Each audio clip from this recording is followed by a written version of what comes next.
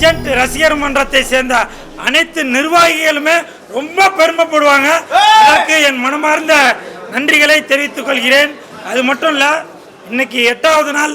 இந்த 8வது நாளில் இன்னைக்கு தான் லீடர் படம் ரிலீஸ் ஆகுற மாதிரி அப்படி ஒரு செலிப்ரேஷன்.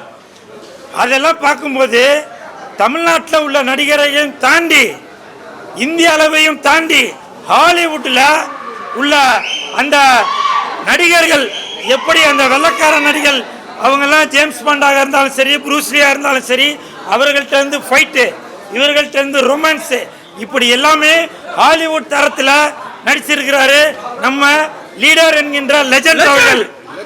இப்பவும் சொல்றேன், இந்தியாவில் இருக்கலாம் நிறைய பாடு அப்பா மௌன எல்லாத்துக்கும் ஒருத்தன் தான்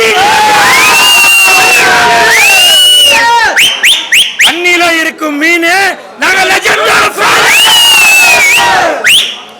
இந்தியால இருக்கு நிறைய பாடு, எல்லாத்துக்கும் ஒருத்தர் தான் லீடர். தண்ணியில இருக்கும் மீன் இப்படி மிக பிரம்மாண்டமாக வந்துள்ள இந்த படத்துக்கு இயக்குனர் துரை செந்தில்குமார் சார், உங்களுக்கு என் மனமார்ந்த நன்றி. ஏன்னா நீங்க தான் ஒரு நாயகனை அந்த கதைக்கு ஏற்ற மாதிரி மாற்றி எப்படி வேணாலும் பண்ணலாம். எங்க ஹீரோ லீடர் அவர்கள், லெஜண்ட் அவர்கள் மிகப்பெரிய நடிப்பை இந்த லீடர் படத்தில் கொடுத்துருக்காரு. 2வது படத்திலேயே இப்படி ஒரு மிகப்பெரிய ஒரு கூட்டத்தை காமிச்சு ரசிகர்களை காமிச்சிருக்கீங்க. அதற்கு என் மனமார்ந்த நன்றி. இப்போ சொல்றேங்க, சவால் விட்டு சொல்றேன், விஜய் சாரு 50 படத்துக்கு மேலதான் நடிச்சு அரசியலுக்கு வந்து ஒரு கூட்டம் காமிச்சிருக்காரு. நம்ம லீடர் அவர்கள் 2வது படத்திலேயே அவர்கள் அவ்வளவு கூட்டத்தை காமிச்சிருக்காரு.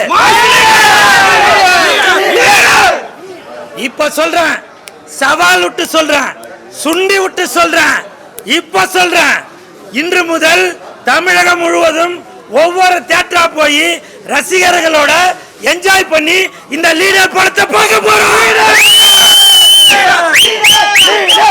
நாளைக்கு தூத்துக்குடியில படம் பார்க்கறதுக்கு இந்த லீடர் படத்தோட டீம் போறோம்.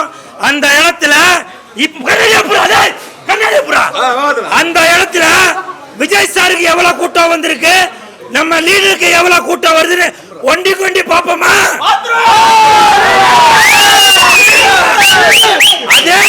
அதே தூத்துக்குடியில 2 நாளைக்கு முன்னாடி விஜய் சார் போனப்போ எவ்வளவு கூட்டம் வந்துச்சோ அதற்கு நிகராக தூத்துக்குடியில விஜய் சாருக்கும் லீடருக்கும் 2 பேருக்கு தான் போட்டி. நாளை மறுநாள் அதே மாதிரி திருநெல்வேலியில மாசு காட்டும், அதுக்கு மறுநாள் மதுரையில காட்டும், திருச்சியில காட்டும், சேலத்துல காட்டும், கோயம்புத்தூர்ல காட்டும். இப்படி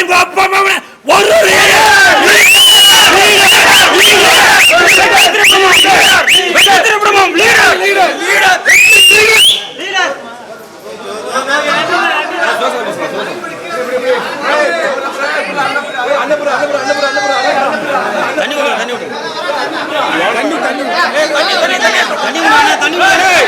தண்ணி